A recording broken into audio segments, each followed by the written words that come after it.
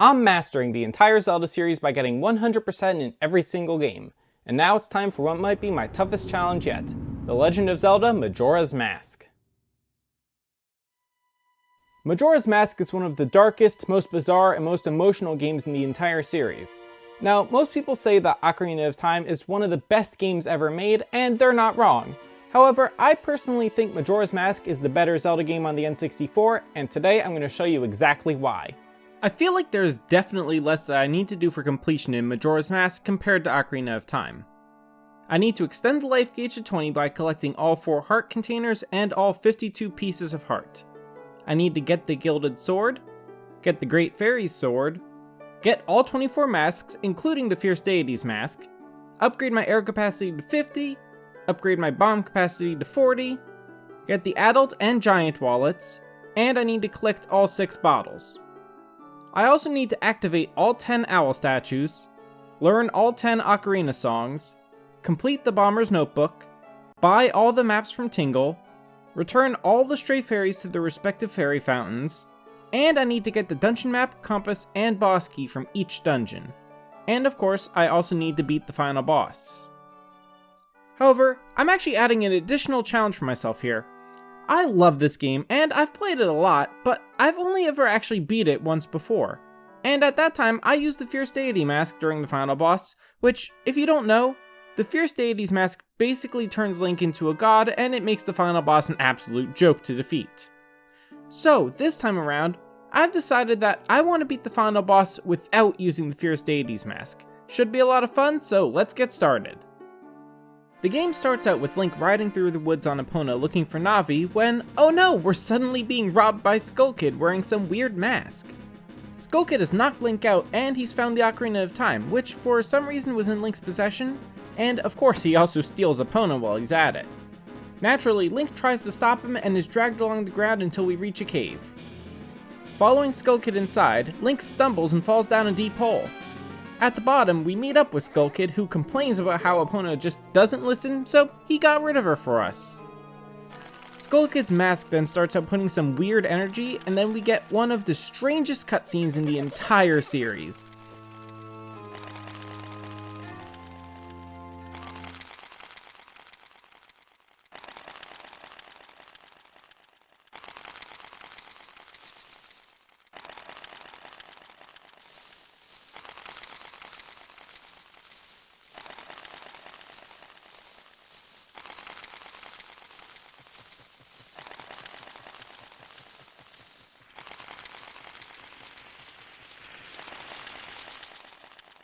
Really, the only stranger cutscene is that one from Twilight Princess. Yeah, you know what one I'm talking about.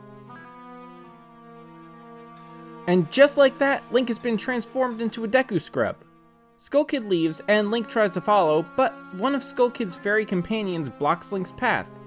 The door slams shut, leaving both Link and the fairy behind. This stupid fairy, who just helped rob Link, has the audacity to demand that he helps reunite her with her brother and Skull Kid. Well, we need to follow Skull Kid anyway, so we help open the door. At this point, the fairy apologizes, so Link will take her with him and introduces herself as Tattle. Well, now with a fairy companion, whether we wanted her or not, we continue into the strange land of Termina. We quickly meet a familiar face from Ocarina of Time, the Happy Mask Salesman. He tells us how, during his travels, a very important mask was stolen from him by an imp in the woods, obviously Skull Kid. He also somehow knows that Link is not actually a Deku Scrub, and he also says that if Link can retrieve the Ocarina of Time that was stolen from him by Skull Kid, he'll help return Link to normal. In return, the Happy Mask Salesman asks us to recover the precious mask that was stolen from him by Skull Kid. Well, now with a way to return Link to being human, we venture out into the world.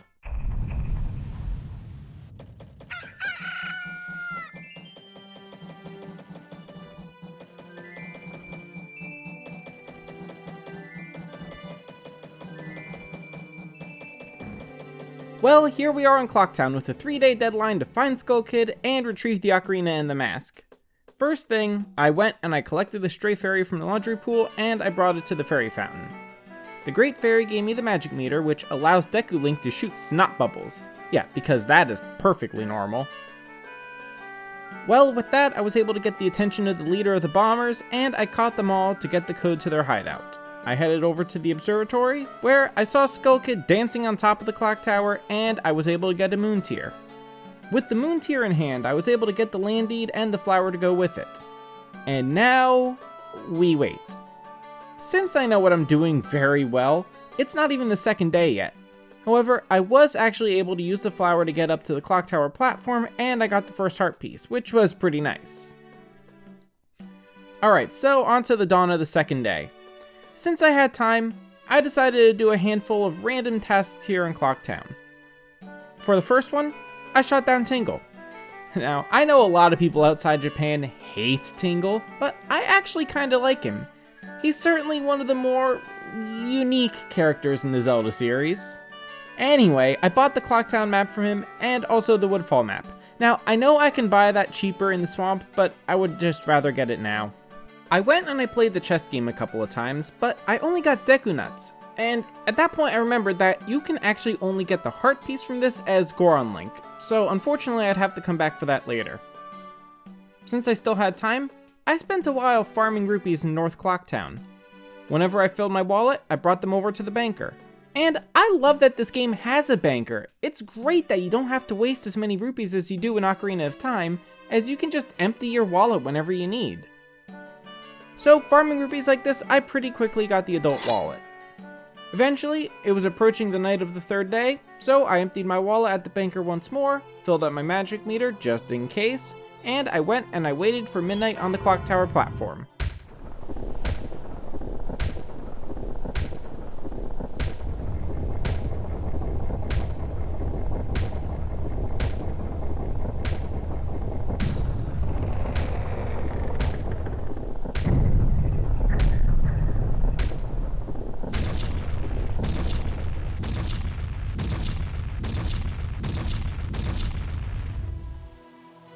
At midnight, I rushed up the stairs and met with Skull Kid. Tail was kind enough to give us a hint on how to stop the moon and Skull Kid, and I shot a snot bullet at Skull Kid to make him drop my Ocarina. With the Ocarina of Time recovered, Link remembered the Song of Time, and I quickly played that to return to the dawn of the first day.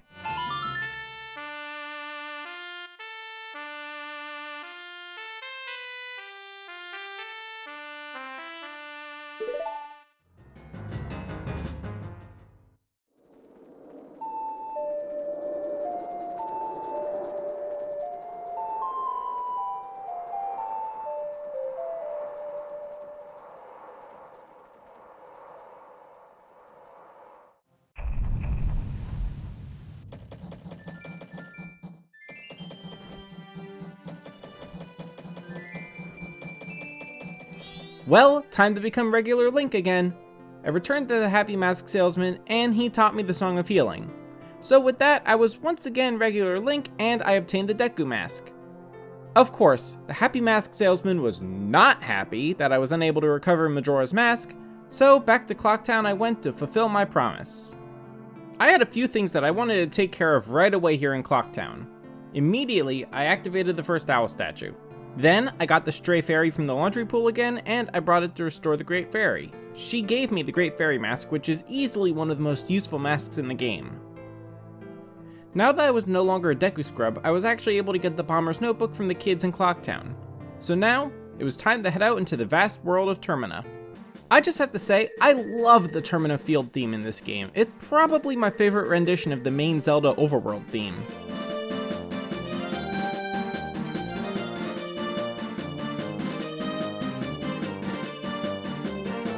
In the swamp, I activated Owl Statue number 2 and continued on to the potion shop.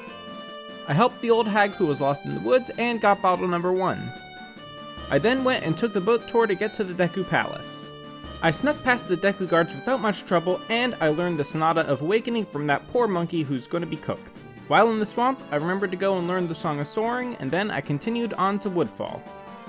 I activated Owl Statue number 3, played the Sonata of Awakening, and entered dungeon number 1. So I just need to say, even though this is, in my opinion, the least good dungeon in this game, it's still great. Like, seriously, all the dungeons in this game are just fantastic. So, getting right into it, I started out by collecting some stray fairies. I love that the Great Fairy Mask will emit particles if there's a stray fairy in the room. It makes finding the fairies much easier than it otherwise would be. I love jumping out of these flowers to defeat these turtle guys. I pretty quickly got the map, and not long after, I got the compass. Soon, I came across some Dinophos, which are fun to fight. I love how they breathe fire.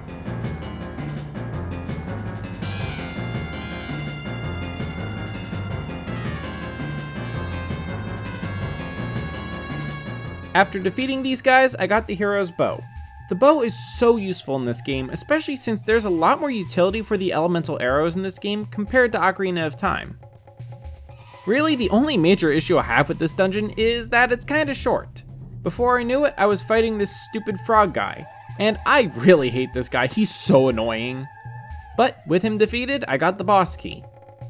Of course, before fighting the boss, I went and I found all of the stray fairies, as I did not want to come back here later for that. With all of them collected, I left and went to find their fountain. I met with Great Fairy number 2, who gave me the spin attack, and then back to the dungeon to fight the boss, Odolwa. So naturally, being the first one, this boss isn't really too difficult. However, at first I completely forgot how to fight him.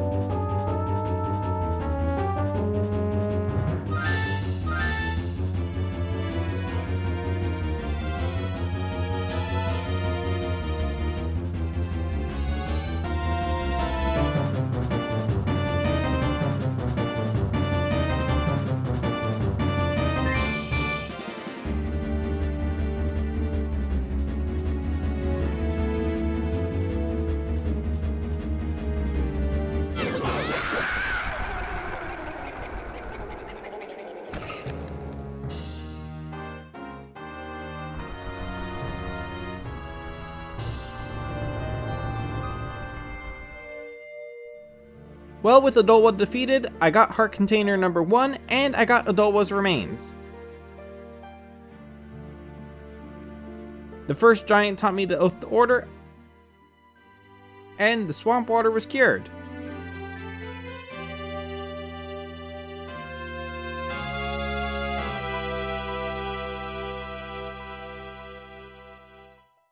Of course, I needed to bring the Deku Princess back to her father, so I went to get her. And I just need to ask, how does she fit in the bottle? Well, I brought her home and the poor monkey was let out. While I was in the swamp, I went and I followed the Deku Butler. And wow, this took a long time. I thought this was supposed to be like following Dampé in Ocarina of Time, but it felt like it just went on and on. Well, I got to the end and got the Mask of Sense. And honestly, I don't really remember what you even used this for. Actually, I don't even know if I've ever actually used it at all. Since I was in the area, I went and I did the Swamp Shooting Gallery. I managed to get a perfect score on only my second try, so I got the larger quiver. Outside of the shooting gallery, I climbed this tree to get heart piece number 4. Then, back to the main part of the swamp. There's a target practice minigame I could do now where you ride through the swamp on the boat and you try to shoot the targets that Kuume is holding. It was very easy, but I realized I don't think I've ever actually done this before. I knew it was there, but as I was going through it, I had absolutely zero memory of ever doing it. Whatever, it's done now. At this point, I realized that I could actually go and get the largest quiver right away. So I headed over to Clocktown and I did that. And I managed to get the quiver on my first try, which was pretty awesome. I wanted to get the Mask of Truth right away, but there was at least one token that I couldn't reach, so I decided I would have to come back later. I realized a few days after this that I could have actually used a magic bean to get to it, but whatever. I remembered at about this point that you could actually also get a heart piece from each shooting gallery, so I went and got the one from the swamp gallery without much trouble. But wow, it took me forever to get the heart piece from the Clocktown shooting gallery. This was just so frustrating and difficult. But my persistence paid off, and after a lot of attempts, I managed to get a perfect score and get the heart piece. Well, I had done a lot of side stuff now, so I decided to continue the main story and I began to climb up towards Snowhead and the Gorons. However, I reached this section that was blocked by big snowballs, and I had no bombs yet, so I had to turn back. As I was exploring Termina Field, this stupid bird swooped down and stole my bottle. Ugh, so annoying. I had completely forgotten about this guy. Whatever, I'll go and get it from the curiosity shop later. I activated another owl statue, bought a couple more maps from Tingle, and then I headed to Clocktown. I intended to get my bottle back, but I had forgot that the curiosity shop is only open at night. However, I had also completely forgotten that the bomb shop existed, so I was very happy when I saw it and remembered that I can get the bomb bag there. Well, with my new bomb bag, I returned to the mountain path, blew up the giant snowballs, and continued on to the mountain village. And I don't know why it's called a village, there's just a single building, but whatever. I activated the owl statue there and continued on to the Goron village. And wow, I completely forgot just how annoying the crying Goron is.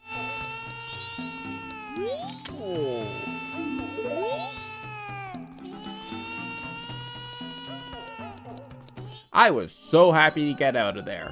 I headed over to the chasm and I crossed to get the Lens of Truth. With that in hand, I followed Darmani's ghost to his grave, and I actually felt really bad for Darmani here. All he wanted to do was to be able to help his village. He begged Link if he was able to bring him back to life. Not for himself, but for his people. It's just so sad. I played the Song of Healing to put his soul to rest, and I love the cutscene where you get his mask.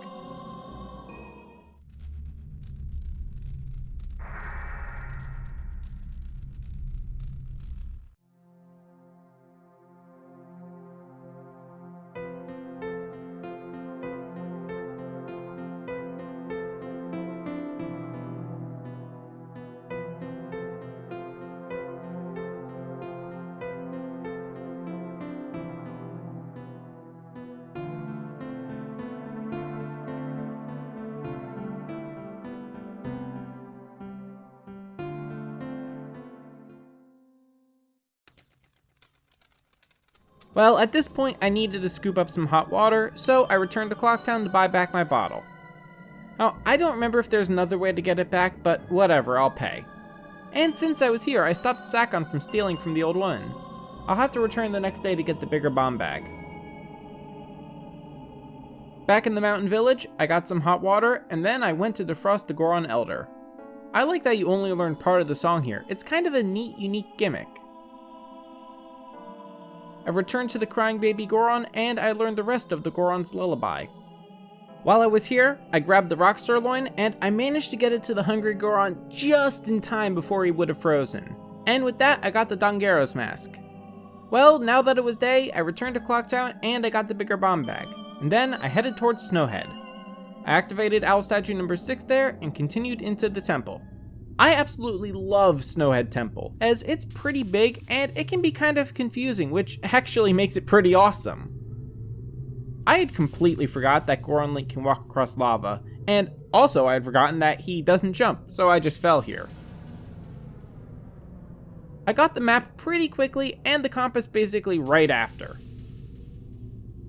This room with the pillars puzzle is pretty fun. You had to figure out how to hit the pillars in the correct order so you can be able to get across the room to the door. It actually took me a couple of minutes to figure it out, which was pretty cool. I have never liked this stupid dancing wizard guy. He's not hard to deal with, but I've just always hated him. But I beat him and I got the fire arrows. And I have to say, I really like the continuity of each dungeon item being something for your bow. In the first dungeon, you get the base bow and arrow, and then in the 3 following dungeons, you get the 3 elemental arrows. It's kinda neat.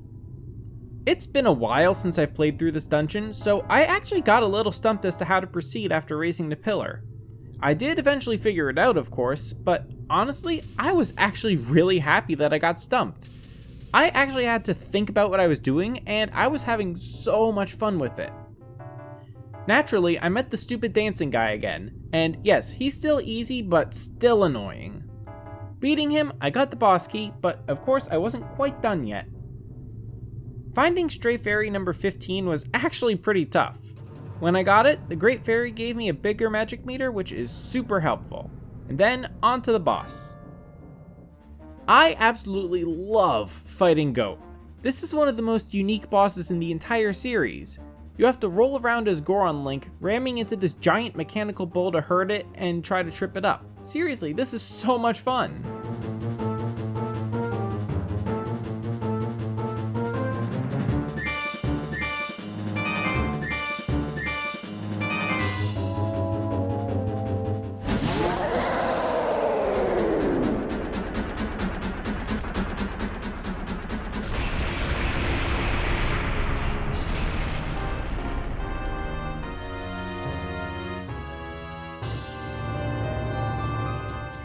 With Goat defeated, I got another heart container and I got Goat's remains.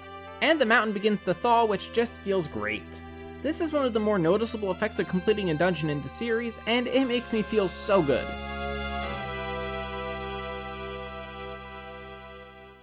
My first goal now was to get the Powder Keg certification. Now, normally this is not hard to do. I brought the keg all the way to the racetrack, put it down, and the game transitioned to the next day, which despawned my Powder Keg. Ugh.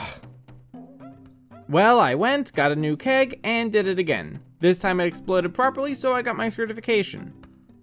Now, even though the racetrack was open, I decided I'd rather wait until the next cycle so I would have time to fully upgrade my sword. Instead, I went and I blew up the boulder to Romani Ranch. My intention was to rescue Epona. However, I think you can actually only do that on day 1 as it's part of training to fight the aliens with Romani. So unfortunately, I couldn't do that on this cycle since it was already day 2. So I headed back to Clocktown. I got this heart piece from the chest game as a Goron, and I managed to get a perfect score on the basket bomb game on my first attempt. But at this point, I decided to reset to day 1 to do those couple of things I wanted to do.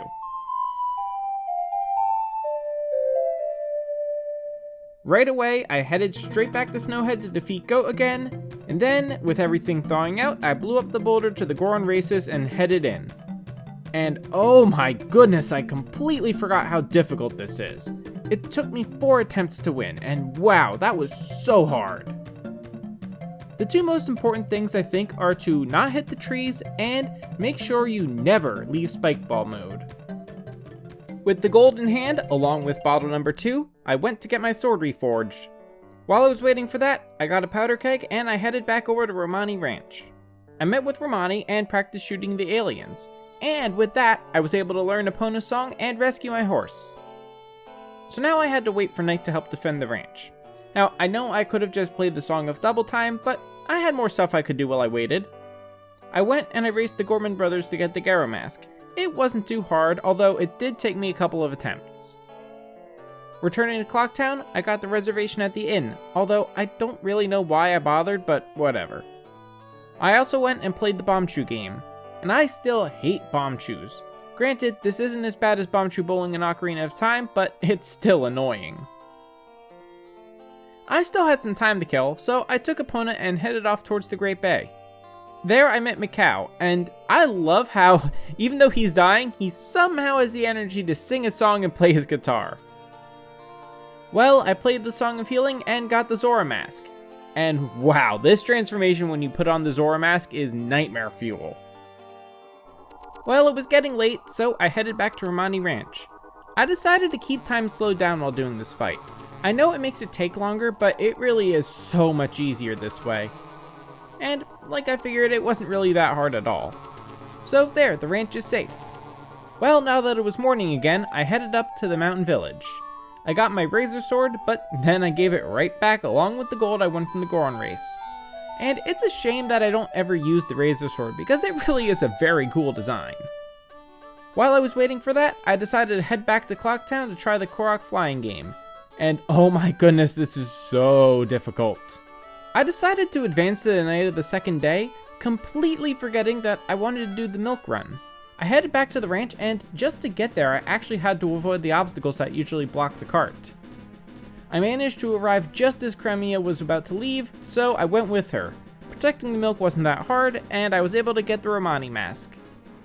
While I was at Clocktown, I went to the laundry pool and I got the Bremen mask.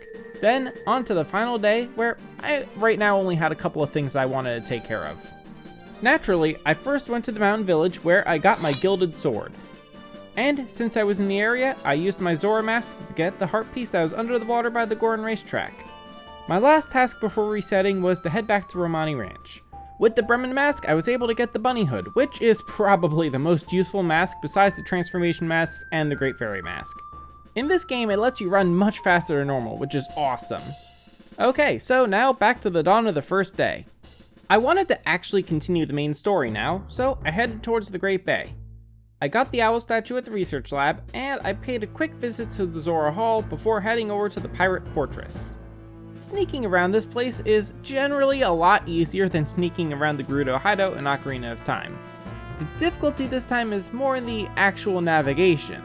I got this heart piece here thanks to my newly acquired bunny hood and continued through. But I actually got kinda stumped here. I needed to keep this button pressed to be able to hit this switch while standing on the geyser, but I just couldn't figure out what I was supposed to do. I thought maybe I was supposed to bring a pot from somewhere else, but the pot breaks as soon as it hits the water. Also, while writing this, I realized that you can't actually place pots in this game. Link will always just throw them, so that wouldn't have worked anyway. Eventually, the gate stayed open long enough for me to get onto the geyser and to shoot the switch. I don't know if maybe the length of time you're standing on the button has an effect on how long it stays open or what, but whatever, I got through. Sneaking past the Gerudo in this wide open area is really stressful. I got caught once or twice, but luckily it doesn't send you all the way back to the beginning. That'd be horrible. I eventually made it to the watchtower and up the ladder. Wow, that was so close. That Gerudo almost saw me before I could stun her. I've always liked how you need to shoot this beehive to scare the pirates off.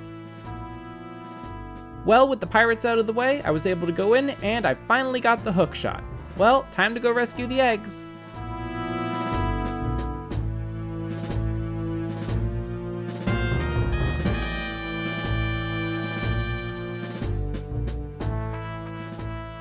I had really hoped that I would get a fourth bottle before finding the fourth egg, but unfortunately that did not happen. So I warped to the research lab to drop off the 3 that I had before returning to get the fourth egg. Once I got the fourth egg, I quickly warped back to Clocktown to empty my wallet since it was full again. And again, I really love that you can do that in this game instead of wasting tons of rupees. Back at the Great Bay, I headed to Pinnacle Rock. And wow, this underwater sign maze sucks. It actually took me a couple tries to get through. The big eels in this area remind me of the eel in Super Mario 64. Well, with the shield from the Zora mask, dealing with them was super easy. So I was able to get the rest of the eggs. Back at the research lab, I dropped the remaining eggs in the tank and I learned the new wave Bossa Nova. So I headed right over to Zora Hall, where I activated Owl Statue number 8, played the song for Lulu, and headed off to dungeon number 3. So, in my opinion, even though this can be kind of a frustrating dungeon, I feel it's actually one of the better water dungeons in the series. Certainly it's better than the water temple in Ocarina of Time. Naturally, when I go in here, I start collecting stray fairies right away, and then to work. I really like that you use these valves to control the flow of water. I think it's a lot more thematically appropriate compared to how you change the water level in the water temple of Ocarina of Time. And this room with the gears is just super cool. In the previous room, there are some fountains that move a water wheel. Well, that controls these gears, which spin a mixer in the water, generating a current, so you can only go into certain rooms depending on which way the gears are spinning. It's honestly super cool. Following the current, I pretty quickly got the dungeon map, and not long after, I got the compass. Pretty soon I come across this stupid eyeball mini-boss, and this guy is just so annoying.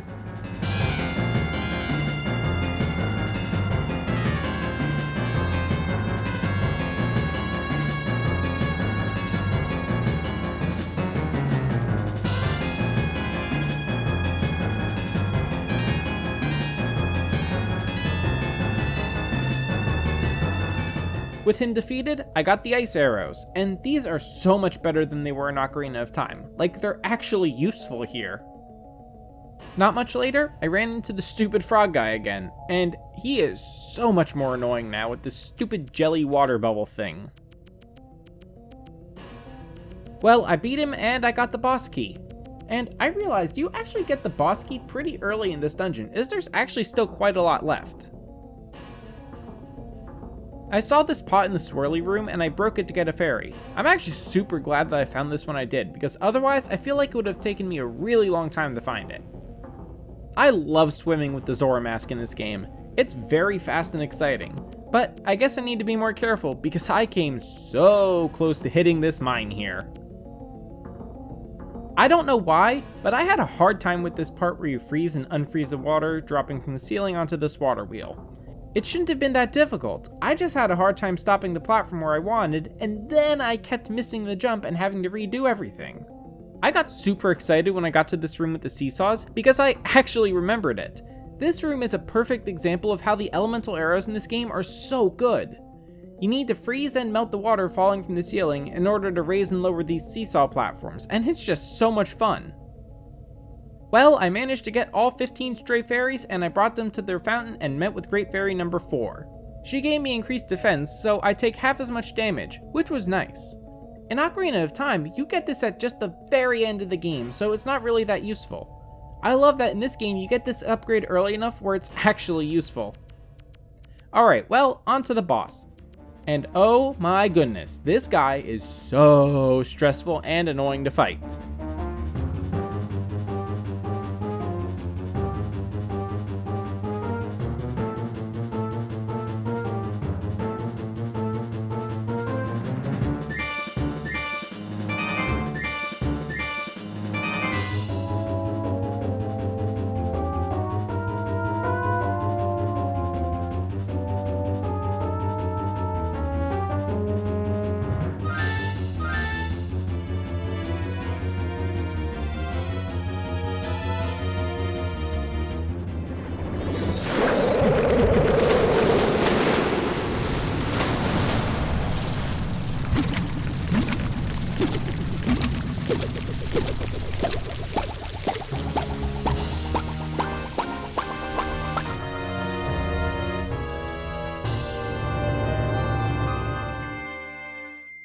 After taking way more damage than I should have, I defeated him, got a heart container, and claimed Georg's remains. I went and jammed with the Indigogos because I just couldn't remember if you get something for doing that.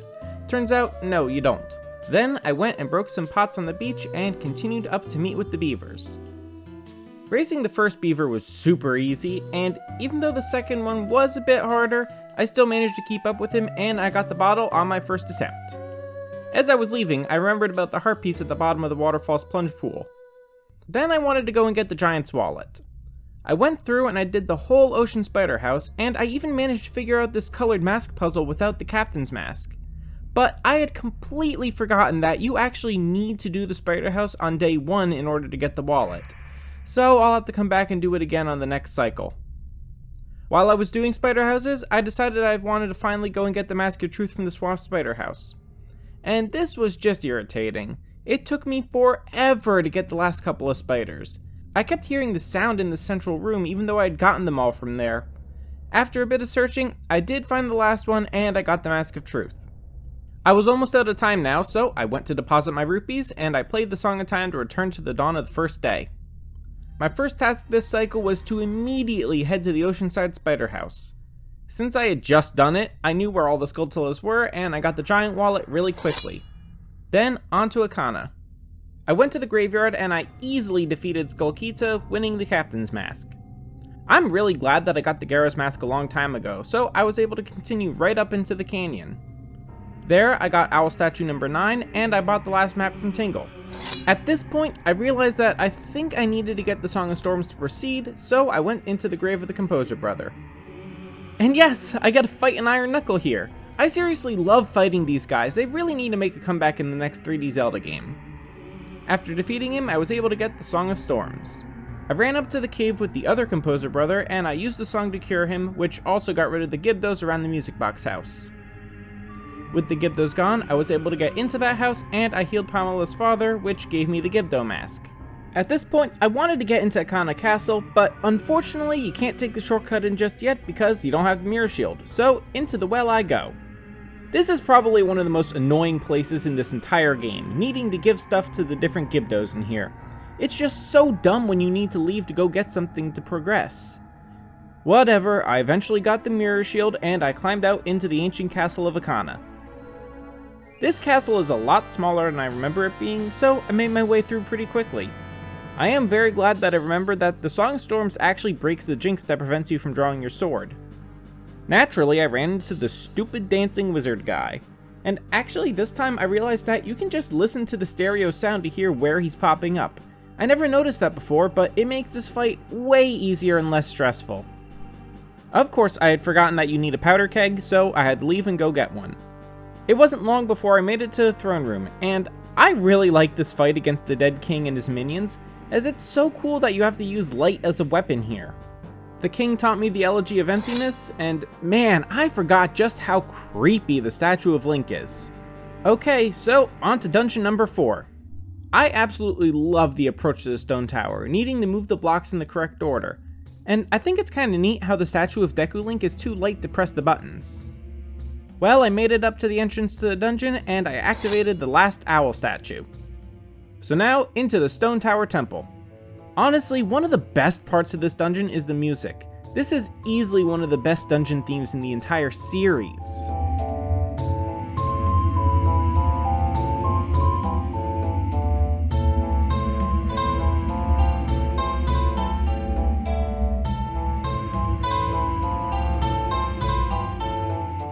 I didn't realize just how late it was in this cycle before I started this dungeon, so it was already the night of the second day. Guess I better hurry up. I got the last dungeon map very quickly. So I guess Nintendo doesn't really understand physics. For some reason, they decided that if you spend longer using reflected light on a mirror, the mirror will continue to emit light for a while after you stop. And I mean, it's cool and all, but really not how mirrors, light, or just physics works. Anyway, I got the last compass. I like that throughout the dungeon, you see chests stuck to the ceiling, which is a neat bit of foreshadowing for the dungeon's big gimmick later on. This room is pretty cool as it had a callback to a mechanic you used in Snowhead Temple. There are a bunch of suns and mirrors here, so obviously you need to reflect some light. You can see light coming from the ceiling, but there's a pillar in your way. Well, this is just like the central pillar in Snowhead, where you need to use Goron Link to punch the discs out of the way. It's pretty cool. And once again, this use of light to charge the mirrors is pretty unrealistic, but at the same time I do really like it. Probably the best part of this dungeon is that it's actually a pretty good test of how well you've learned to use all 3 of your transformation masks. There are sections where you need to use the unique abilities of each transformation in order to progress, and it's a nice way to tie the whole game together. The Garo Master fight wasn't nearly as bad as I remembered, so with that I got the light arrows. More annoying than the Garo Master was the stupid Igor. It was just so annoying having to wait until his eye changed color to attack. Alright, so now for the cool gimmick of this dungeon. If you go outside, there's a red gem on the wall near the entrance. If you shoot it with the light arrow, the entire world flips upside down, so the ground is now a bottomless sky. It's such a cool mechanic. And actually, I forgot that the music changes when it's upside down, and honestly, this is cooler than the regular music. I think some parts of the upside down version of the dungeon are actually way better than the regular version. I also really like that there are some gems inside the dungeon itself, and you need to change the orientation of the dungeon from within to solve some of the puzzles. It's just such a neat gimmick, and the designers of this dungeon just did such a good job with it. Alright, so I just need to ask, what the heck was that Grim Reaper fight? It was so hard! All I have to say is thank goodness I had some fairies and bottles. Well, after fighting that idiot, I got the last boss key, and not long after, I fought the second Igor and got the Giant's Mask. It took me forever to find all 15 stray fairies, but I did, and I went to meet with Great Fairy number 5. She gave me the Great Fairy sword, which really is just such a cool sword. Alright, sword obtained, it's time for the boss. And this really is a pretty cool boss. I like that you use the Giant's Mask to fight these guys, but I have to say, I really wish there was more uses for this mask. This is literally the only place in the game that you can actually use the mask, as it's just grayed out everywhere else. Minor gripes about the mask aside, this was a pretty fun and pretty easy fight.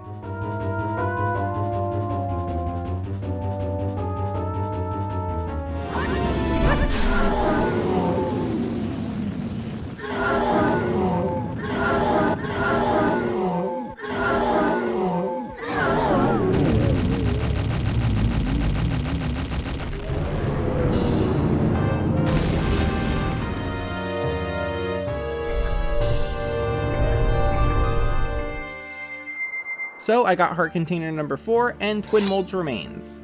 So all 4 dungeons are officially complete. Well, with all of the dungeons complete, it was time to focus on heart pieces and side quests. My first stop, since I was right there, was the shrine behind the waterfall in Ikana Canyon. However, it turns out that at this point I only had enough hearts to do 2 out of the 4 fights. Oh, and I just need to point out, the Great Fairy's sword is so overpowered. Well, since I couldn't do any more there, I went and I opened the Night 3 grave. This was the one where you need to guide Dampé around to the spots where he needs to dig, and this part just sucks. You have to move very slowly right in front of him, otherwise he just wanders away.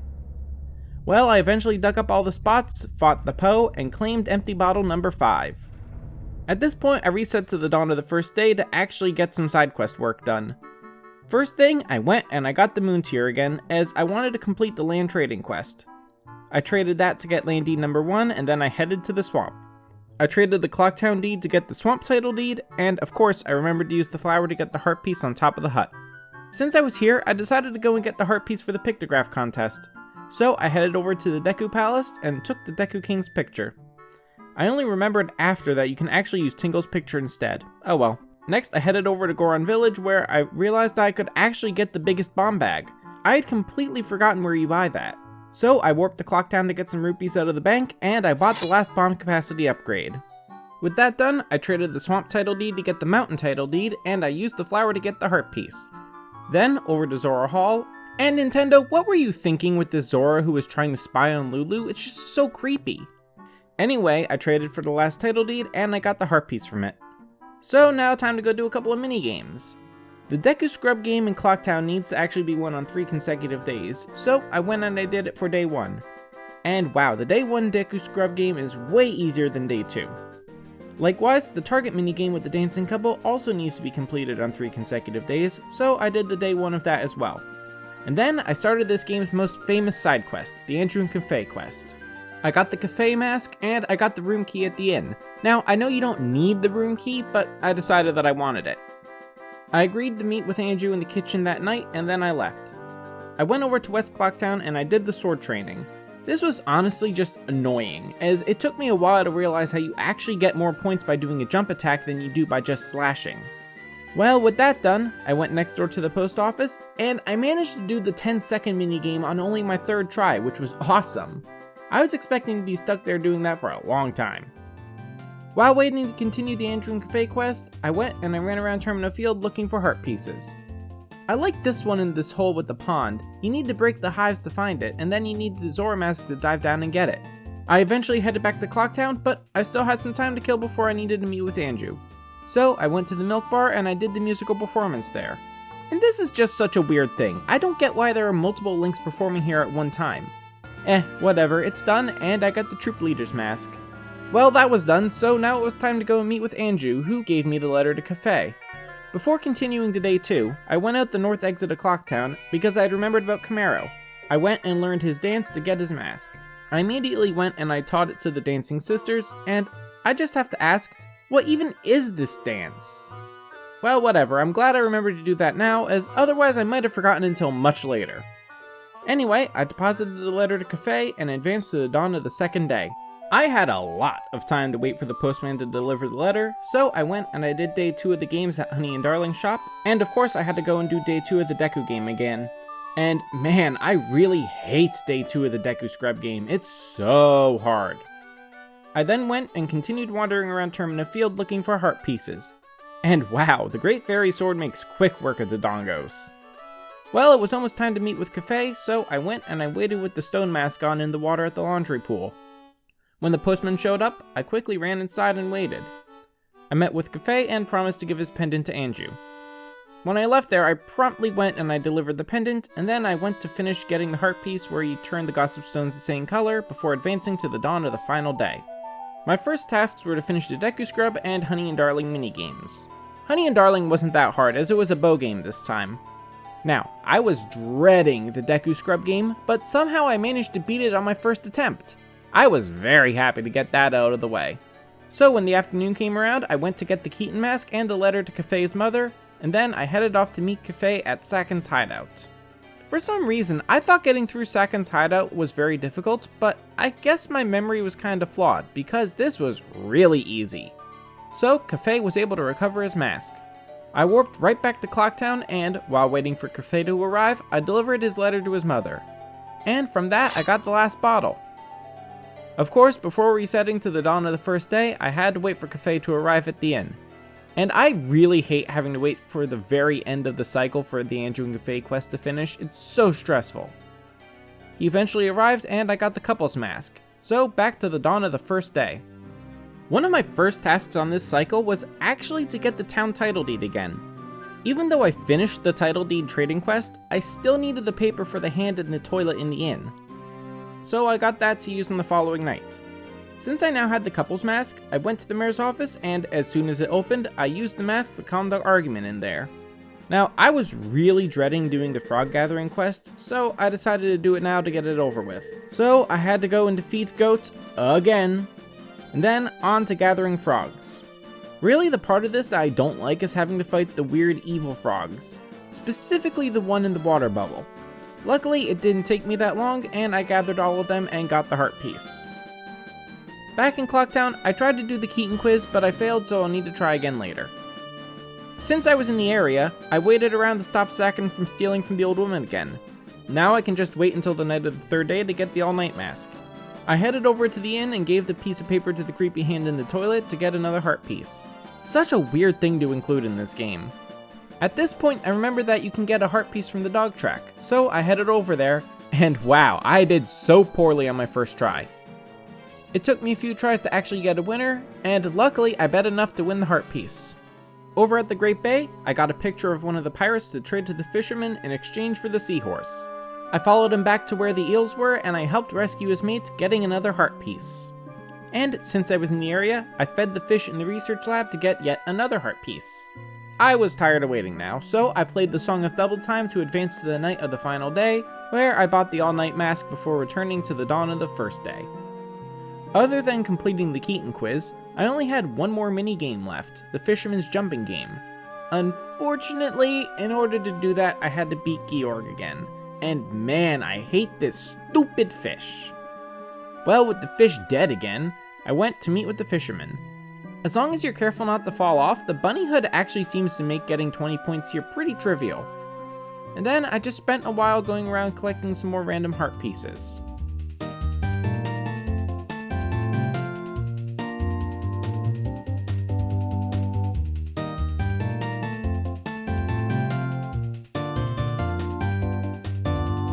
At this point, I didn't have anywhere near the 5,000 rupees for the heart piece from the bank. However, I found probably the best way to farm rupees in this game is to use the captain's hat and go into the first room of Ikana Castle. There are 4 re-deads dancing there, and they'll drop either 15 or 20 rupees every time you kill them. So just use the Great Fairy Sword to kill them, leave, and go back in over and over. I spent a little time doing this before I got kinda bored and moved on. This mini-boss challenge behind the waterfall is mildly annoying, mainly because of the stupid eyeball guy. The rest of them I defeated with very little effort, but this guy was just terrible. In my mind, I was trying to figure out what heart pieces I was missing, and I realized that I had completely forgotten that you can actually get a heart piece from the beaver race in addition to the bottle. So I went back there and got it, which was annoying because I actually had to do the races that would have been for the bottle again. I eventually got the 5,000 rupee heart piece. However, just for fun, I decided to max out the number of rupees the banker could hold, which was 5,499. The last few things I needed to do before going to the moon was getting the postman's hat and the heart piece from the post box. Unfortunately, that meant I needed to get the letter for Kafei's mom, but I couldn't get that on this cycle, so I had to reset and restart the Anju and Kafei quest all over again. Unfortunately, I forgot to hit record at this point, but I got the letter, brought it to the postman, and followed him to the milk bar. He gave me his hat, and I used it to get the last heart piece in Termina. The last 4 pieces were actually on the moon. So I prepared myself, and then to the moon. I knew the last 4 heart pieces that I needed were here, one in each of the 4 challenges. I started with the Zora one, but I missed the heart, so I had to reset to the first day again. Second time through, I made sure to get the heart before completing the trial. The Deku trial was really not that hard. It was basically just a repeat of the Deku minigame in Clocktown. Of course, I remembered to get the heart piece while I was there. Now, the Goron trial, that was just annoying. You had to roll around and bounce off these angled chests, and I just had a really hard time with it. But I learned that once you enter Spike Ball mode, you don't actually need to hold the stick. So once I realized that, it became a lot easier, although it was still kinda difficult. I got the heart piece and finished making my way through. The regular Link trial wasn't that bad, just some fights. Honestly, the hardest part was having to use bomb truce here. Well, I got the last heart piece in the game. Since I had given over all of my masks at each trial, I got the final mask in the game, the Fierce Deity Mask. And then, time for the final boss. Alright, so here I ran into a kind of major problem. I said earlier that I had decided that I wanted to beat the final boss without using the Fierce Deity's Mask, as I had never done that before. Now, I knew that there was a strategy where you use the Zora's Mask, which allows you to easily hit the back of Majora's Mask. But I learned something really annoying about this game. Turns out, if you fight the final boss on the same cycle that you get the Fierce Deity's Mask, you only have the Fierce Deity's Mask and the 3 transformation masks. No problem, right? Wrong. Turns out, if you just got the mask, you actually cannot use any of your other transformation masks. They just don't work at all. So, I had 2 options here. I could just use the Fierce Deity's Mask and then come back and fight it again without it, or I could try to actually beat the boss using no masks and hope that I could do it without the easy Zora strategy. For fun, I decided to try the latter. Again, now I had only ever actually done this fight using the Fierce Deity's Mask, so I knew this was going to be really tough. The first phase of this fight is the most annoying one. The mask flies around, occasionally spinning and attacking like a big saw blade. The only way to damage it is to knock it out of the air by hitting its back and then hitting it with your sword. And this is where the easy strategy to use Zora's Mask is. Your boomerang fins will fly right around and hit the mask in the back no problem. Without that mask, your only real option is to shoot it out of the air with your bow. But most of the time, it'll spin right around and deflect your shots. I eventually realized that the best time to shoot it was as it was finishing an attack, as it took a second or 2 to recover and resume its usual movement patterns. After hitting the mask a couple of times, the mask remains of the 4 dungeon bosses fly off the walls and begin attacking you as well. But along with that, Majora's Mask would now start shooting fire at you.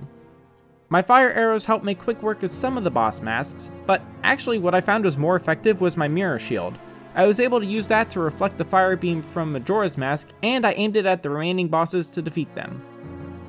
I continued trying to hurt Majora's Mask the same way as before, hitting it with my bow, but I quickly realized that I could actually just hurt it with its own fire. So I did that and moved on to the second phase. Now for Majora's Incarnation. This was a creepy, spindly monster with the mask as its body. It dances around the room, occasionally shooting balls of light at Link. The easiest way I found of dealing with it is to shoot it with an arrow to knock it over, and then run over and slash it with the Great Fairy Sword. Alright, Phase 3, Majora's Wrath. Now this thing looks way more substantial and scary than Majora's Incarnation. It now has muscles along with 2 long whips that it uses to attack Link. However, if you're careful, this really isn't that hard. Your shield easily deflects the whips. Now, I lost a decent amount of health because I wasn't very careful with my shield, but if you are careful, this shouldn't be that bad. The best way to deal with this is to stun it with fire arrows from a distance, or maybe regular arrows, I just use the fire ones, and then run up and attack it with the Great Fairy Sword.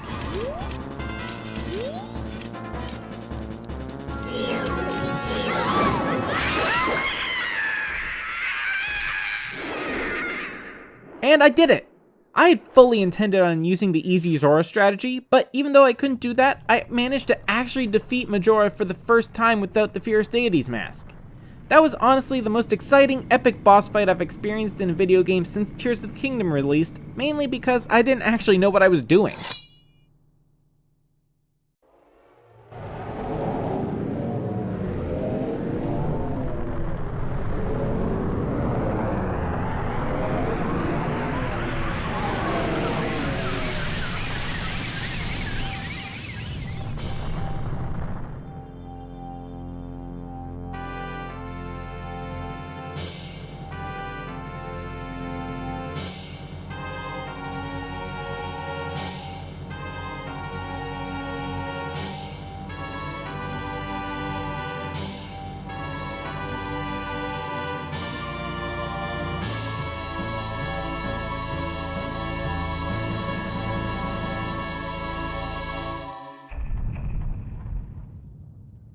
As a new day in Termina dawns, Link wakes up to find Skull Kid standing in the field, Majora's Mask gone. He talks to the giants, and we realize that the giants were his friends.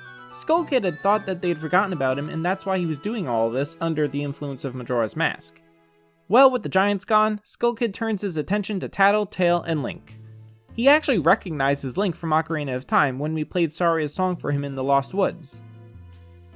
So, completely ignoring all of the horrible things that he did, Skull Kid decides that you guys should be friends, naturally. In his mysterious manner, the Happy Mask salesman shows up holding Majora's Mask. He confirms that the evil power is actually gone from it, and now it's just a mask. He comments on how you helped a lot of people in Termina, and then departs for Hyrule. Now here's something I've always had an issue with.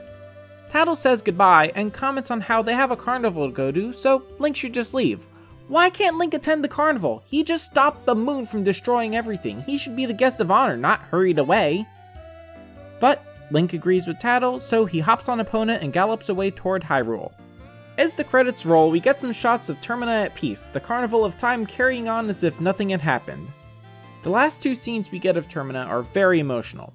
One is Anju and Kafei's wedding, which is lovely. We view part of it from Kafei's point of view, so we can't see if he's returned to being an adult. However, I feel the camera angle and the angle Anju is looking suggest that he is indeed an adult again. However, the next scene is not nearly as joyful. The Deku Butler finds a tree that looks like a Deku Scrub. And we actually passed this tree on our way into Termina, and Tattle commented that it looked like Link. This suggests that the butler's missing son was killed and turned into a tree by Skull Kid, which is just so sad. Well, as the credits come to a close, we get a shot of Link and Epona riding through the woods like how the game opened. And for the people who think this game was just a dream, Link clearly has the Gilded Sword and Mirror Shield, proving that this adventure actually happened. So ends our adventure through the mysterious land of Termina. I'd always loved this game, and I actually love it even more now that I've experienced everything it has to offer. It's actually kind of amazing how in-depth the story and world of this game are, especially considering the development team only had 1 year to make it. Despite that deadline, I feel they actually managed to make one of the best games of all time. I love the story of Termina, and I especially love its inhabitants. The characters all having their own unique routines that they follow throughout your 3-day adventure really makes the world feel alive in a way that Ocarina of Time just couldn't do. I know most people prefer Ocarina of Time, but I feel that the level of world building here just gives the player a much deeper emotional connection to this game, and because of that, I prefer Majora's Mask. Thank you so much for watching. If you enjoyed the video, please leave a like and consider subscribing. I've been having so much fun completing the entire Zelda series up to this point, but I'm actually kind of nervous for what comes next, the Oracle games. I've only completed each of those games once before, and I'm not that familiar with them, so this is probably going to be pretty difficult. If you're looking forward to watching that, be sure to ring that notification bell before you go so you don't miss when that video goes live. Well, until next time, so long.